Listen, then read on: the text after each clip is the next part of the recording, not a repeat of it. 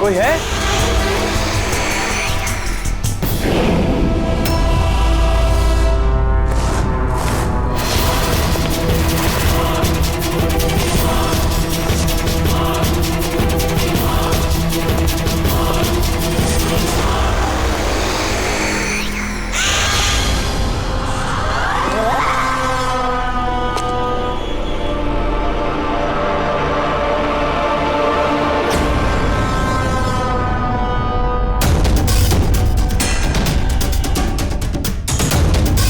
कौन है वहां?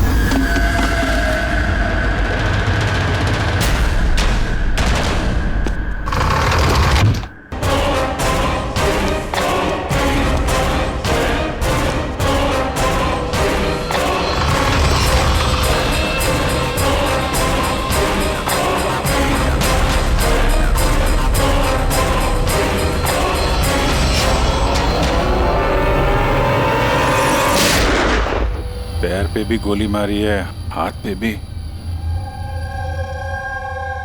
ये बॉडी सबसे पहले किसने देखी थी? सर मैंने देखी थी। आज सुबह जब 9 बजे मैंने ऑफिस खोला तो देखा टोनी सर की लाश पड़ी है। तभी मैंने आपको फोन किया। आप? सर मैं रीटा, टोनी सर की सेक्रेटरी। ये टोनी इस कंपनी के अकेले मालिक थे या आप कोई और भी पार्टनर था? नहीं सर, अकेले ही मालिक थे टोनी सर। तो इनके बाद नेक्स्ट सीनियर ऑफिसर कौन है कंपनी का? Sir Rohit sir. रोहित? जी सर, मैं ही इस कंपनी का सीईओ हूँ। किस चीज़ की कंपनी है ये? सर हम टॉक्स और सिक्योरिटीज में डील करते हैं। सर इनकी बेल्ट और जूते देखिए सर, इतने बड़ी कंपनी के सीईओ ये पहन के आएंगे ऑफिस? तो रोहित जी, क्या चल रहा है आजकल शेयर का भाव? सर वो एक्चुअली सर आज मेरी नींद जरा देर से खुली थी तो मैं अखबार या इंटरनेट पर चेक नहीं कर पाया। अच्छा, तो आपकी कंपनी का कौन सा अच्छा स्टॉक है जो बढ़िया परफॉर्म कर रहा हो? उसके बारे में कुछ बताइए। क्या नाम है उसका? सर वो याद नहीं आ रहा सर। तो आप लोग बताइए स्टॉक के बारे में, एक भी स्टॉक का नाम बताइए आप लोग।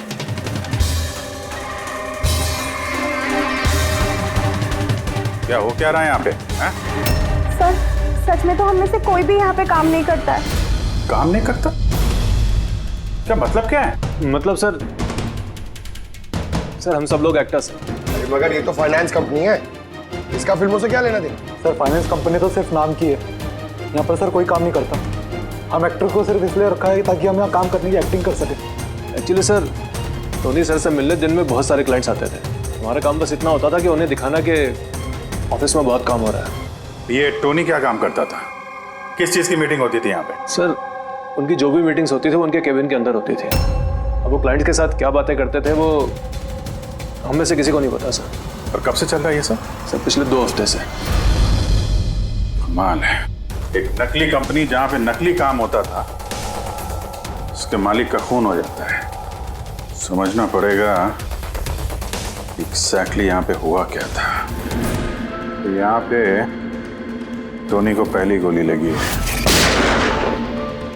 अगर उसे गोली यहाँ लगी है तो वहां उसे भाग जाना चाहिए था, वो तो एग्जिट है, वो वापस ऑफिस के अंदर क्यों गया? शायद खूनी इस तरफ होगा, बचने के लिए इधर भागा होगा। ये हैंडल पे भी खून है, वहां से अंदर आया और फिर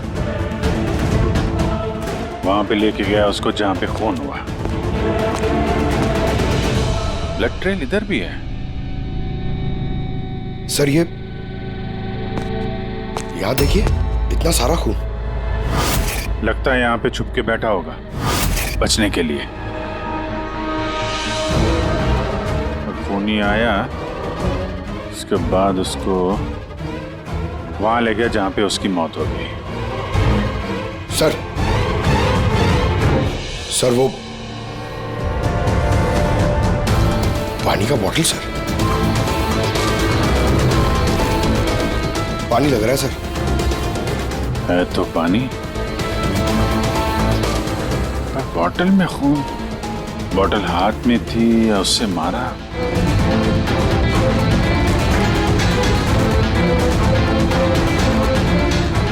यहां तो खून है नहीं, खून तो वहां है, तो इसका मतलब खून यहाँ पे है, तो शायद ये बॉटल यहीं होगी। यहाँ पे छुपा होगा तो बॉटल हाथ में ली होगी बचने के लिए। यहाँ वहां जाते समय गिर गई, यहाँ पे भी खून। वहां से आया तो इस पे हाथ लगा और सर हाँ, यहाँ तो ब्लड ट्रेल है।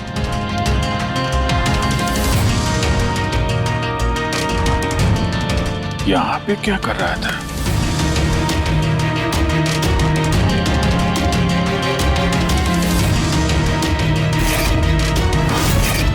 यहाँ पे पंजे का निशान है, यहाँ भी खून है, यहाँ भी पंजे का निशान है। कुछ पकड़ रहा था या फिर? अरे क्या? ठीक हो? हाँ सर। गन छुपा के रखी है अंदर। शायद इसी को ढूंढने आया होगा, लेकिन इसके पहले गन तक पहुंचता खून ही पहुंच गया इसके। मगर सर ये ऑफिस में उसने गन क्यों छुपा के रखी? ऑब्वियसली उसकी जान को खतरा होगा। इतना गड़बड़ घोटाला करके रखा हुआ था यहाँ पे, एक्टर्स लोगों को हायर करके रखा था। पता नहीं कितने दुश्मन होंगे इसके। ये डायरी भी।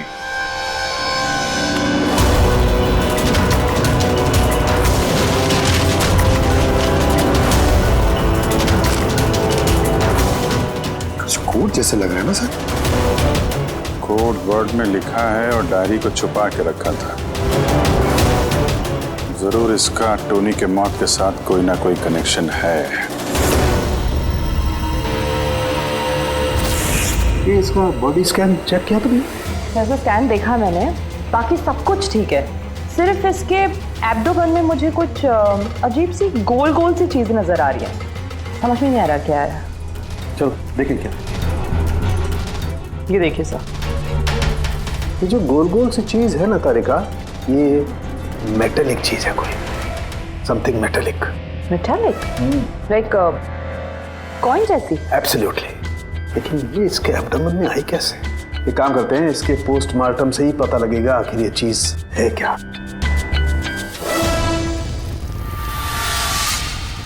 यस के टोनी के पेट में से ये 5 सिक्के निकले। बॉस, मैंने इन सिक्कों के बारे में पता लगाया। ये सिक्के किसी भी देश की ऑफिशियल करेंसी नहीं है। मगर सर, कोई अपनी मर्जी से ये सिक्के क्यों खाएगा? शायद खूनी ने टॉर्चर करने के इरादे से टोनी को मजबूर किया होगा ये सिक्के निकलने के लिए। कोई ना कोई कनेक्शन तो है इस सिक्कों का इस केस के साथ। ये जो टोनी के नकली एम्प्लॉइज हैं, इनसे पूछते हैं। तो बताइए, आप में से किसने ये कॉइन्स देखे टोनी के पास? नहीं सर, किसी ने नहीं। सर याद कीजिए, जोर डालिए अपने दिमाग पर, बताइए। टोनी का खून किसने किया? आप दोनों कौन? मैं दीनानाथ और ये शेखर। मैंने यहाँ फ़ोन किया था। ऑफिस जाकर पता चला कि टोनी का खून हो गया। आप लोग कैसे जानते हैं टोनी को? मैं उससे सेट कॉइन्स खरीदता था। Set coins? जी। ये है क्या एग्जैक्टली? सेटकॉइन एक ऑनलाइन करेंसी है। इसका व्यापार ऑनलाइन यानी इंटरनेट पे होता है। जैसे गोल्ड में और शेयर मार्केट में लोग इन्वेस्ट करते हैं, वैसे इसमें भी करते हैं। बस अंतर यह है कि ये फिजिकल फॉर्म में नहीं होता, गोल्ड कॉइन की तरह, है ना? नहीं सर, होता है ना, जैसे गोल्ड कॉइन होता है ना, वैसे ये कॉइन भी बाजार में मिलता है। टोनी उन चुनिंदा लोगों में से था जो इनका व्यापार करता था। एक मिनट दीनानाथ जी, क्या ऐसी कॉइन्स आपने खरीदी थी टोनी से? हाँ सर, मैंने ऐसे ही 10 कॉइन्स खरीदे थे और एक कॉइन की कीमत 3 लाख रुपए थी। ये देखिए। माय गॉड, ये तो ठीक वैसे ही है सर। सर, आप लोगों को तो अंदाजा भी नहीं होगा कि ये कॉइन्स खरीद के कितने लोग करोड़पति बन चुके हैं। इनकी कीमत भी दुगनी हो चुकी है। मैं तो और भी खरीदना चाहता था, शेखर को बुलाया था ताकि ये भी इन्वेस्ट करे। दीनानाथ जी, आपके साथ धोखा हुआ है। जी हाँ, ये जो सेट कॉइन्स है ना, ये इंटरनेट करेंसी, ये सोने के सिक्कों की तरह बाजार में नहीं मिलती। आपके साथ झूठ बोला टोनी ने। मेरे सारे पैसे डूब गए, इन कॉइन्स की कोई कीमत नहीं रही। दीनानाथ जी, इस टोनी की जैसे 420 दुनिया में बहुत है जो खुद के फायदे के लिए आप जैसे लोगों को फंसाते हैं।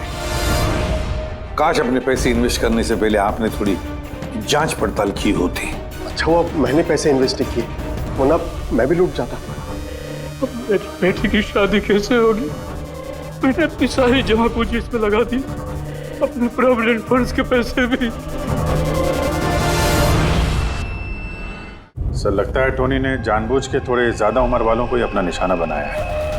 उन्हें टेक्नोलॉजी और इंटरनेट के बारे में ज़्यादा जानकारी होती नहीं है। हाँ सर। सर, कहीं ऐसा तो नहीं कि जिन जिन लोगों को टोनी ने धोखा दिया है उनमें से किसी ने टोनी का खून कर दिया? हो सकता है दया, बिल्कुल हो सकता है। टोनी के इस खूनी तक पहुंचने के लिए हमें पहले ये पता लगाना चाहिए कि टोनी ने कितने सारे लोगों को ये सेट कॉइन्स को लेकर फंसाया है। और फिर ये भी जानना बहुत जरूरी है कि टोनी के पेट में ये सेट कॉइन्स गए कैसे। सर, मैंने इस टोनी का पूरा इतिहास चेक किया। उसके पास कई नकली आईडी कार्ड्स थे, उस पर अलग अलग एड्रेसेस, अलग अलग फ़ोन नंबर्स। सर, हमें तो ये भी नहीं पता है कि टोनी उसका असली नाम है भी या नहीं। और फिलहाल तो हमें ये भी नहीं पता सर कि ये सारे जुर्म उसने अकेले किए हैं या कोई पार्टनर भी है उसका। यानी जो कोड क्रैक हो जाए ना, वो कोड जो टोनी के ऑफिस वाले डायरी में मिला था, बहुत सारे सवालों का जवाब मिल जाएगा। सर, एक कोड क्रैक करने वाले एक्सपर्ट को हमने कांटेक्ट किया है, शायद बहुत जल्दी इसका हल निकाल लेगी वो। और ये जो टोनी का सारा ऑफिस स्टाफ आया था, ये जो एक्टर्स उसके ऑफिस में काम करते, उनको कैसे पता चला इस टोनी के बारे में? सर, एक अशोक नाम का कास्टिंग डायरेक्टर है, उसी ने ये सारे एक्टर्स भेजे थे टोनी के ऑफिस में। बस तो मिल लो इस अशोक से, मिल लो। सर, कॉमेडी, रोमांस, हर इमोशन एकदम कूट कूट कर भरा है उसमें। क्या नहीं चलेगा? अच्छा ठीक है सर, मुझे थोड़ा टाइम दीजिए, मैं भी भेजता हूँ। ठीक है सर, ठीक है। अरे अशोक जी, मेरी फोटो भेज दीजिए ना। एक्शन, कॉमेडी, रोमांस, सब में नंबर 1 हूं मैं। देखो भाई, तुम हीरो तो बन नहीं सकते, एक कॉमेडियन का रोल है, करोगे? कॉमेडी? और हाँ, तुम्हारे चेहरे में मुझे एक कशिश दिखती है। एक आर्ट फिल्म के लिए मेरी बात चल रही है, तुम एक काम करो, एक ऑडिशन दे दो उसके लिए। अच्छा, क्या रोल क्या है? रोल एक पुलिस वाले का है। अरे ये तो मेरे बाएं हाथ का खेल है। पुलिस वाले का रोल करने का तो बड़ा एक्सपीरियंस है मुझे। एक्सपीरियंस है पुलिस वाले के रोल का? अरे रोज ही पुलिस वाले का रोल करते हैं। आप ये देखिए, ये सीआईडी असली है क्या? असली है, और जिस जेल में तुझे लेके जाएंगे ना, वो भी असली है। जेल? अब बजी दिमाग की घंटी। नहीं, कौन है ये? कौन है ये? हा? इसको एक्टर सप्लाई किए थे ना तूने ऑफिस में काम करने की, एक्टिंग करने के लिए, भूल गया तू? सर आपको जरूर कोई गलतफहमी हुई है। देख, सीआईडी के सामने एक्टिंग करेगा ना तो बहुत भारी पड़ेगा तुझे। यही 11 एक्टर भेजे थे ना तुमने टोनी के पास? हाँ याद आया, भेजा था मैंने, लेकिन सर काम करने की, एक्टिंग के लिए नहीं भेजे थे, बल्कि टोनी ने मुझसे ये कहा था कि वो एक शॉर्ट फिल्म बना रहा है और उसको कुछ स्ट्रगलिंग एक्टर चाहिए। जो एक्टर तूने भेजे थे ना उसका इस्तेमाल करके उसने बहुत बड़े घपले किए हैं। सर ये बात मुझे कैसे पता चलेगी? सर पूरे 12 में से किसी भी एक्टर ने मुझे ये बात नहीं बताई सर। 12? सर उसकी ऑफिस में तो 11 लोग थे, ये 12वां कहां से आ गया? अच्छा, वो जो एक्टर भेजे थे उनकी लिस्ट दिखाना जरा। जी सर।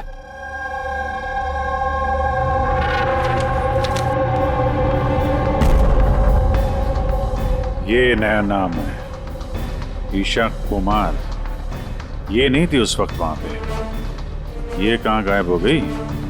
सर इस केस में सवाल ज्यादा है, जवाब कम है, और वो कोड भी क्रैक नहीं हुआ अभी तक।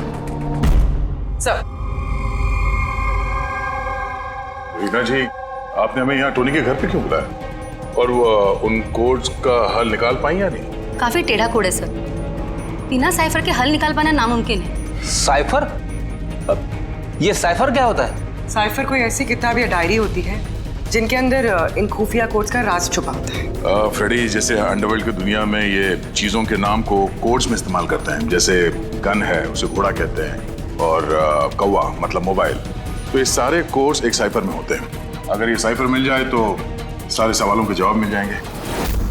सर मुझे लगता है ये टोनी इस साइफर को ऐसी जगह रखता होगा जहाँ से उसे वो आसानी से देख सकता हो या पढ़ सकता हो। लेकिन सर उसका ऑफिस तो अच्छी तरह से चेक किया था, वहां पर तो कुछ भी नहीं मिला। तो हो सकता है टोनी के घर पे मिल जाए। ये देखिए सर, बड़ा अजीब सा निशान इस पेपर पर। शायद ये निशान इस कोड का कोई अहम हिस्सा है। तो इस निशान का राज यहीं कहीं होना चाहिए। घर का एक एक कोना चेक करते हैं।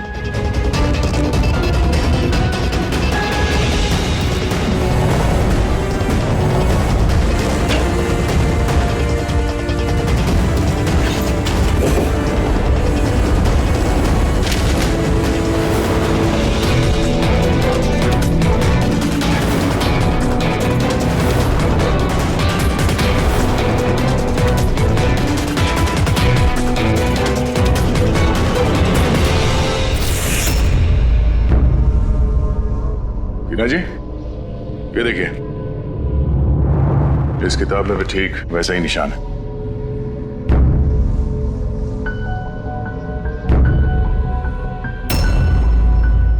सर यही तो साइफर है। ये देखिए, इस पेज पर सिर्फ 7 सेंटेंसेस है और इसके हर सेंटेंस के फर्स्ट वर्ड को हम हाईलाइट करके देखते हैं।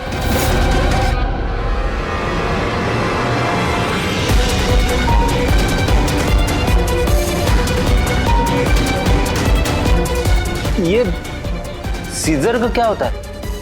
जूलियस सीजर का नाम तो सुना होगा ना? हाँ। लगता है उसके जमाने का कोई पुराना कोड है। तो यहाँ ये सीजर के आगे जी भी तो है। यही तो मालूम करना है कि कौन से सीजर साइफर का इस्तेमाल हुआ है। मान लो ए अगर जी है और बी अगर एच है तो A to Z कुछ इस तरह दिखेगा। ये देखिए,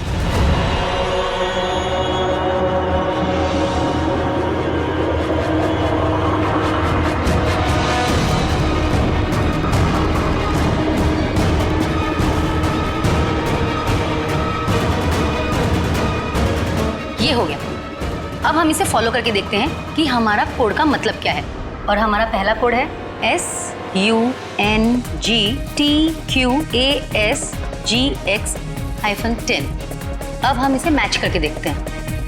SMUONHAN।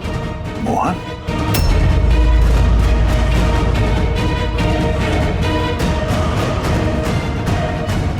के पहले कोड का मतलब है मोहन कुमार 10। सर, इस मोहन कुमार नाम का तो कोई आदमी है ही नहीं इस केस में। अगर है ना तो ढूंढना पड़ेगा। ये बाकी के सारे जो कोड हैं उनको भी डिकोड करते हैं। प्लीज कुणाल, तुम समझने की कोशिश करो। मैं पंकज से बहुत प्यार करती हूँ। प्लीज तुम मेरे और पंकज के बीच कभी मत आना। सच? तुम मुझसे इतना प्यार करती हो? Cut cut cut. कौन हो आप लोग? बीच में आगे पूरा शॉट खराब कर दिए। एक मिनट, आप लोग शॉट बाद में लीजिएगा। हमें ईशा जी से कुछ बात करनी है। CID मुझसे? प्लीज चलिए आप लोग प्लीज। ये फोटोग्राफ देखिए। टोनी, इसे पहचान दिया आप? इसका खून हो गया। क्या? मगर कैसे? ज्यादा ओवर एक्टिंग करने की जरूरत नहीं है, कैमरा ऑफ है। तुम बताओ कैसे खून हुआ इसका? मैं कैसे बता सकती हूँ आपको इसका खून कैसे हुआ? जिस वक्त इसका खून हुआ सारे नकली एम्प्लॉय उसके ऑफिस में थे, सिवाय तुम्हारे। कहाँ थी तुम? नकली एम्प्लॉय? कौन से नकली एम्प्लॉय? सर ये आप लोग क्या बात कर रहे हैं? मुझे तो कुछ समझ में नहीं आ रहा। टोनी ने तुम लोगों को हायर किया था ना उसके ऑफिस में क्लर्क की एक्टिंग करने के लिए। उसने तो मुझे अपनी मंगेतर का रोल प्ले करने के लिए पैसे दिए थे, वो भी बस एक दिन के लिए। मंगेतर का? हाँ सर, उसके माँ बाबू जी आए थे उससे मिलने और वो उन्हें दिखाना चाहता था कि वो शादी करने वाला है और वो अपनी जिंदगी में बहुत खुश है। उसने तुमको तो बताया होगा ना अपने माँ बाप के बारे में, सारी इन्फॉर्मेशन दी होगी। जी हाँ, बहुत कुछ बताया था ताकि कुछ गड़बड़ ना हो जाए और मुझे याद रहे कब कौन से डायलॉग बोलने हैं। उसके माँ बाप के बारे में जितनी भी इंफॉर्मेशन है तुम्हारे पास, एक एक चीज सब हमें बताओ। Thank you sir. Codes decode हो गए। हर कोड से एक नाम मिला है और नाम के आगे एक नंबर। जरूर ये वो लोग हैं जिनको टोनी ने सेट कॉइन्स बेचे थे, और ये नाम के आगे जो नंबर है इसका मतलब है किसके पास कितने सेट कॉइन्स हैं। जैसे ये मोहन ने ये 10 सेट कॉइन्स खरीदे थे, चिराग 6, विजय कुमार 8, एक्सेट्रा एक्सेट्रा। मतलब खूनी इनमें से ही कोई एक है? लगता तो ऐसे ही है। इन सारे बारातियों को ब्यूरो में बुलाओ सेट कॉइन्स के साथ। सर, मैंने टोनी को नहीं मारा। आपने मुझे बताया तब तो मुझे पता चला कि टोनी का मर्डर हो गया। कल रात तुम कहाँ थे? कल रात मेरे सर में दर्द था तो मैं कल रात 10 बजे ही सो गया था सर। अच्छा, और कौन है आपके घर में? मेरे घर में बस मैं हूँ सर, और मेरा एक बेटा है जो विदेश में नौकरी करता है। मैंने तो अपने रिटायरमेंट फंड के 15 लाख लगाए थे इसमें। अब मुझे ये समझ में नहीं आ रहा है ये मुझे कैसे वापस मिलेंगे। गन रखते हो ना तुम? सर, मेरी गहनों की दुकान है, सिक्योरिटी एंड प्रोटेक्शन के लिए मुझे अपने पास गन रखनी पड़ती है सर। सर, सब कुछ तो आपको बता चुका हूँ, अब मैं आपको और क्या बताऊँ? जब तक खूनी पकड़ा नहीं जाता हम तो सवाल पूछेंगे। इस डायरी में उन लोगों के नाम लिखे हुए हैं जिन्होंने उससे वो कॉइन्स खरीदी थी, सेट कॉइन। उन लोगों के नाम और जितने भी कॉइन्स खरीदे थे वो सब, पूरा का पूरा रिकॉर्ड इसमें है। और इसमें जो जानकारी है उससे हम ये पता लगाएंगे कि आखिर आप लोगों में से वो खूनी कौन है।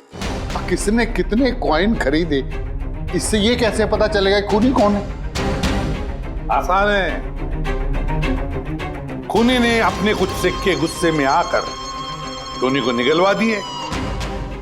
अब इस बही खाते के हिसाब से जिसके पास भी कम सिक्के निकलेंगे वही हमारा खूनी है। चलिए आप सब लोग अपने अपने सेट कॉइन्स के सिक्के गिनती करवाइए।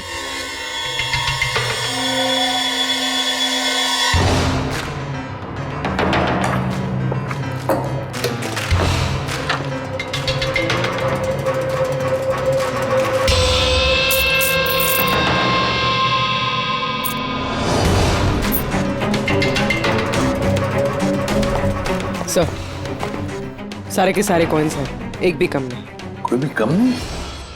ये कैसे हो सकता है? अब तो यकीन हो गया ना आप लोग को कि हम निर्दोष हैं। अब ये क्या कहानी है सर?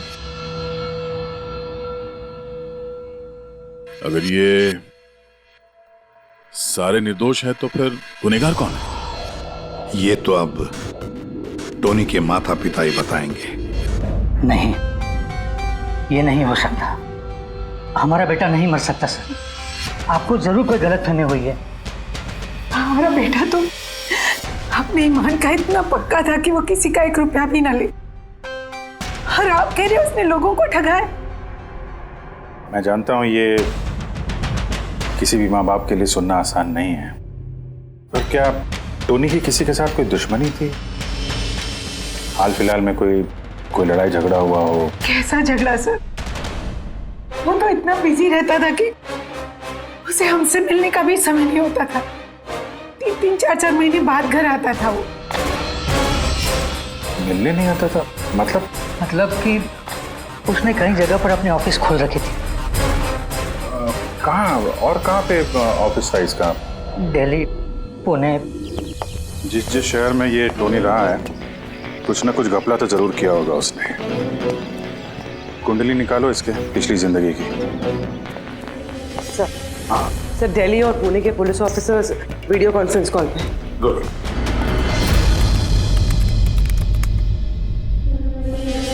सर, इस स्केच को देखिए सर। टोनी से इसकी शक्ल मिलती है। इस आदमी के खिलाफ 2 साल पहले यहाँ दिल्ली में FIR दर्ज हुई थी।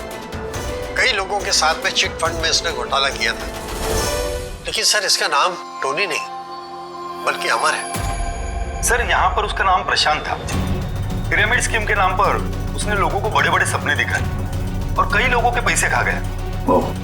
बहुत लोगों ने उसके खिलाफ कंप्लेंट भी दर्ज की है। सारे शहरों में यही कारनामा किया सर इसने। एक शहर से बेईमानी का पैसा इकट्ठा करके दूसरे शहर को रवाना हो गया किसी और को टोपी पहनाने। इसका मतलब है इस टोनी के दुश्मन सिर्फ इसी शहर में नहीं, बाकी शहरों में भी हैं। तो खूनी में से कोई हो सकता है। मतलब सर, हर शहर से ऐसे लोगों की लिस्ट निकालनी पड़ेगी जिनके साथ धोखा हुआ है। सर, यहाँ पर उसके खिलाफ कल्पेबल होमिसाइड की केस भी है।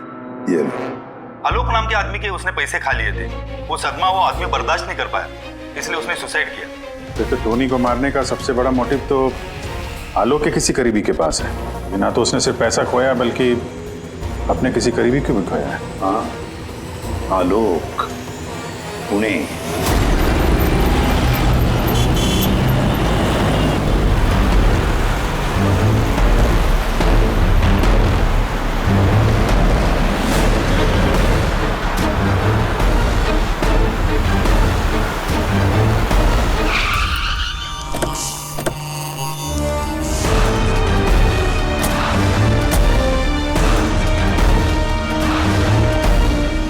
लगता है आलोक की बीवी सरिता घर पे नहीं है सर। हाँ गया, आज सुबह से नहीं है। आज का पेपर और दूध। पंकज सर, जाके जरा पड़ोसियों से पूछताछ करो। Excuse me. जी, मैं ऑफिसर पंकज हूँ, CID मुंबई से। हेलो सर, मैं पूनम। हेलो, ये सरिता यहाँ रहती हैं? ये हाँ, कहीं हाँ। गई हुई है बाहर, आपको पता है? वो तो नहीं पता। क्यों, कोई प्रॉब्लम हो गई है? इनके घर की कोई एक्स्ट्रा चाबी होगी आपके पास? सर, हाँ, ये पूनम जी हैं, सरिता की नेबर।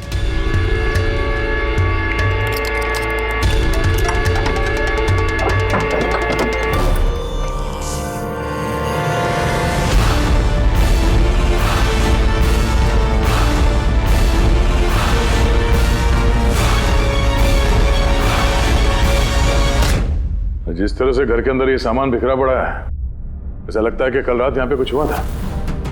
हुआ तो था जरूर दया, कुछ न कुछ तो हुआ था। ये देखो, खून के निशान। ऐसे लग रहा है जैसे किसी को घसीट के यहाँ से ले जाया गया। सर, कहीं किसी ने सरिता का किडनैप तो नहीं कर लिया? पूनम। हाँ सर। सरिता को आखिरी बार कब देखा था तुमने? सर, रात के 2 बजे जब मैं नाइट शिफ्ट से घर वापस आई। उस वक्त शायद सरिता जाग ही रही थी क्योंकि यहाँ पे टीवी चल रहा था। उसके घर के आसपास किसी को देखा, कोई आया हो उनसे मिलने के लिए? कुछ और तो नहीं, पर हाँ, एक वाइट कलर की वैन थी जो घर के बाहर खड़ी थी, पर सुबह वो वहाँ नहीं थी। तू उस वैन को पहले भी कभी देखा था यहाँ आसपास? नहीं, कभी नहीं। अच्छा, उसका नंबर याद है, नोट किया था? नंबर तो नहीं नोट किया, मैंने ध्यान नहीं दिया। अच्छा, तुमने कुछ शोर शराबा या झगड़ा वगैरह सुना उस वक्त? हाँ, आवाज़ें तो आ रही थी जोर जोर से, पर मुझे लगा कि शायद सरिता जाग रही है, टीवी देख रही है, तो मैंने उतना ध्यान नहीं दिया। अच्छा पूनम, ये जो तुमने लड़ाई झगड़े की आवाजें सुनी, कितने बजे थे? यही करीब 3 बज रहे होंगे। 3 बजे? तो सरिता का किडनैपिंग 3 बजे हुआ था। तो डेफिनेटली ये सरिता का किडनैपिंग और टोनी का मर्डर, इन दोनों का आपस में कोई ना कोई कनेक्शन है सर। 100% दया, कनेक्शन 100% है, पर इससे पहले कि सरिता को कुछ हो जाए उसे हमें बचाना होगा। और पंकज सर, ये व्हाइट वैन, सफेद वैन जो पूनम ने अभी अभी बताया, उस वैन की पूरी इंफॉर्मेशन चाहिए हमें, पूरी की पूरी इंफॉर्मेशन।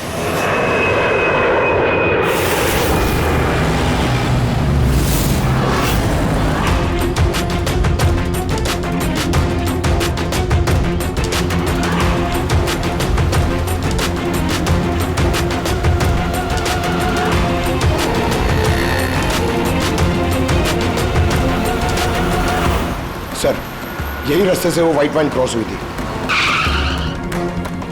ये रास्ता तो आगे हाईवे नंबर 15 से जाके मिलता है। कहीं ऐसा तो नहीं कि किडनैपर्स इस सरिता को शहर से बाहर ले गए हो? सर नहीं सर, क्योंकि वो आगे जो टोल नाका है उसमें गाड़ी क्रॉस नहीं हुई है। तो फिर जरूर किडनैपर ने सरिता को टोल नाका और सिग्नल के बीच में कहीं छुपा के रखा।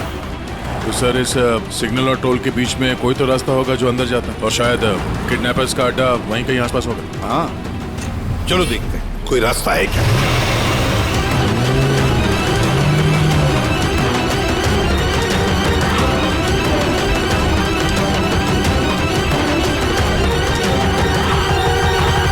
सर, ये एक रास्ता है जो अंदर जाता है।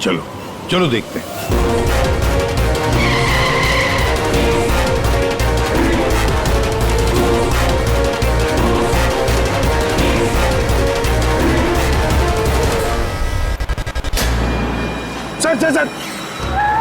सर वो पीछे।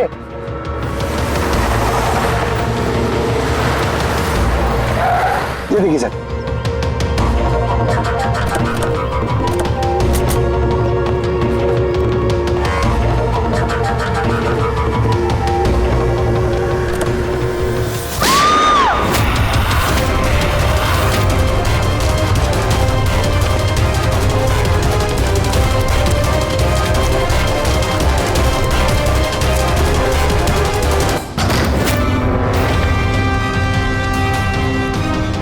My God, Sarita? सर अंदर कोई नहीं है।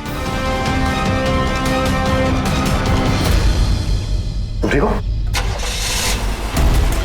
सर, लगता है खूनी गाड़ी लेके भागा। मैं देखता हूँ सर।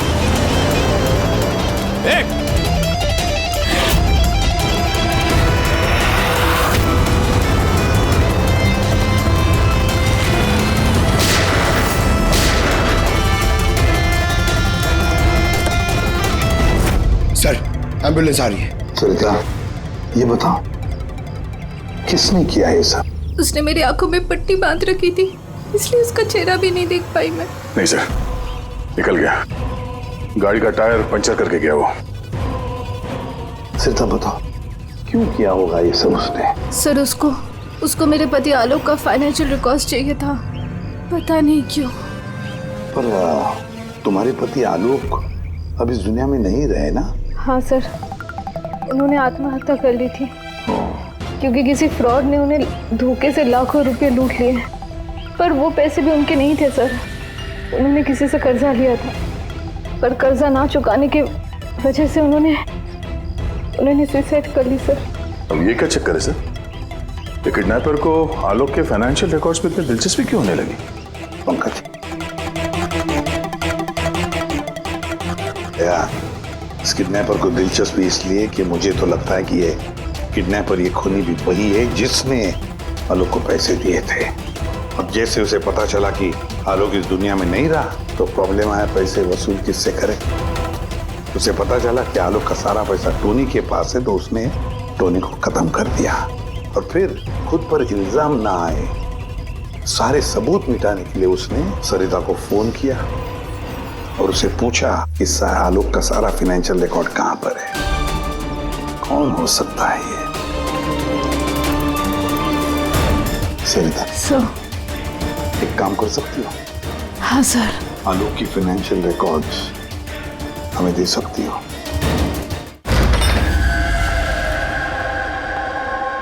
माय गॉड यार, ये मुजरिम जो भी कोई है हमसे पहले यहाँ पहुंच गया और देखो लगता है सारे सबूत जलाकर राख करने की कोशिश की है उसने। बस सर उस कंप्यूटर के साथ कुछ करना दिया हो जिसमें आलोक के फाइनेंशियल रिकॉर्ड्स हैं। तो फिर देखो जरा कोई कंप्यूटर या लैपटॉप वगैरह मिलता है क्या? सर हाँ, लैपटॉप मिल गया। वंडरफुल। सर आलोक फाइनेंशियल फाइल। गुड। अब इसकी फाइल ओपन करने की कोशिश करो, जरूर उसमें उसके कर्जदारों की लिस्ट मिलेगी हमें। खुल गया सर। इससे तो कई सारे लोगों से कर्जा लिया है सर, और सबसे ज्यादा कर्जा दिया है इस शेखर ने। शेखर? कहीं वही शेखर तो नहीं जो दीनानाथ के साथ हमसे मिलने आया था? मैं दीनानाथ, ये शेखर। हाँ सर वही है।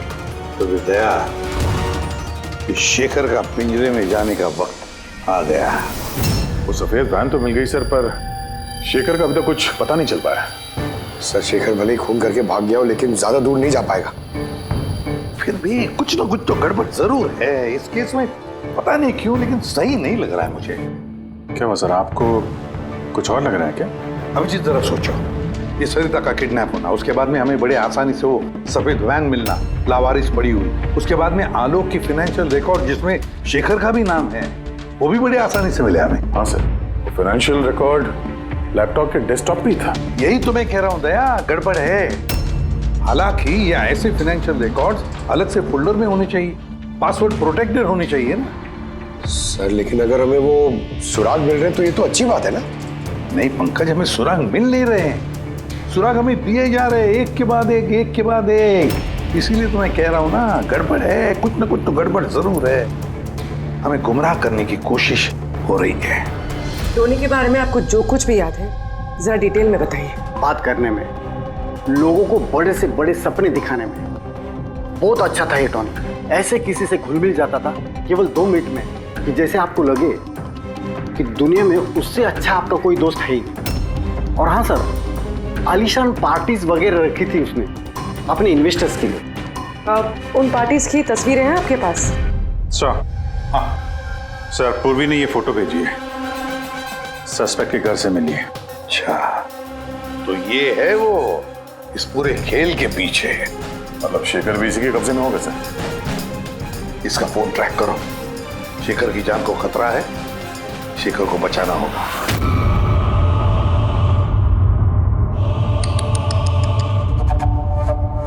अब तो तुम्हें भगवान भी नहीं बचा सकता शेखर। सीआईडी को सारे सबूत तुम्हारे खिलाफ मिले हैं। अब तो ये ट्रिगर दबाकर तुझे बस मार डालूंगी और उन सबको लगेगा कि तू देश छोड़ के भाग गया। नहीं, ऐसा मत करो प्लीज, मत मारो मुझे। मैं वाकई देश छोड़ के चले जाऊंगा। आपके बारे में मैं किसी को नहीं बताऊंगा। I promise. अरे शेखर, तुम समझ नहीं रहे हो, तुमने मेरा चेहरा देख लिया है। अब मैं तुम्हें छोड़ने की बेवकूफी तो करूंगी नहीं, इसलिए तुम्हें मरना पड़ेगा। मत मारो मुझे प्लीज, मत। कोई है? प्लीज बचाओ मुझे, बचाओ मुझे, कोई है? मुझे बांध के रखा यार। उठाओ।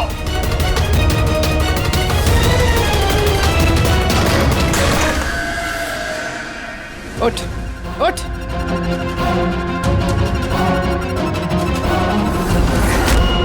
सर, मैं रीटा, टोनी सर की सेक्रेटरी। तुम्हारा चेहरा तो हमने भी देख लिया था मिस रीटा। मैंने तो कोई सबूत, कोई गवाह कुछ नहीं छोड़ा था, तो आपको कैसे पता चला? इस फोटो के जरिए तुमने हमसे कहा था कि तुम टोनी को पिछले 2 हफ्ते से जानती हो, तो फिर 2 साल पुराने इस फोटो में तुम क्या कर रही हो? ये बहुत कुछ कह गया। अब बताओ, तुमने अपने बॉस टोनी को क्यों मारा? टोनी मेरा बॉस नहीं था, मैं टोनी की बॉस थी। लेकिन तुम तो उसकी सेक्रेटरी बन के घूम रही थी, वो क्या था? वो सिर्फ और सिर्फ एक नाटक था, दुनिया को दिखाने के लिए। असल में सारा दिमाग मेरा था इसमें। टोनी को तो मैंने सिर्फ आगे रखा था ताकि कभी कानून हम तक पहुंचे तो टोनी पकड़ा जाए। तो फिर टोनी का खून करके अपने पैर पे कुल्हाड़ी क्यों मार ली? क्योंकि जब चींटी के पर निकल आते हैं तो उसके पंख काटने पड़ते हैं, और टोनी बहुत ही ज्यादा हवा में उड़ने लगा था, बहुत ही लापरवाह और ओवर कॉन्फिडेंट हो गया था। उसने दीनानाथ के साथ सेल्फी खींच के सोशल मीडिया पे डाल दी वो फोटो। तो तुम्हें डर लगा कि अगर वो फोटो सोशल मीडिया में चला गया तो जिन जिन शहरों में उसने 420 की है वहां कोई ना कोई उसे पहचान लेगा। हाँ, और उसके पेट में जो सिक्के थे वो सिक्के मैंने ही उसे निकलवाए थे ताकि आप लोगों को लगे कि खून किसी ऐसे आदमी ने किया है जिसके साथ टोनी ने बेईमानी की है। और इसलिए तुमने सारे सबूत शेखर के खिलाफ कर दिए ताकि हम उसे अपराधी समझें। न जाने कितनी जिंदगियों के साथ खेला है तुमने। देश भर में न सिर्फ लोगों के पैसे चुराए बल्कि उनकी खुशियां, सपने सब छीन लिए। कड़ी से कड़ी सजा मिलेगी तुम्हें इस जुर्म के लिए।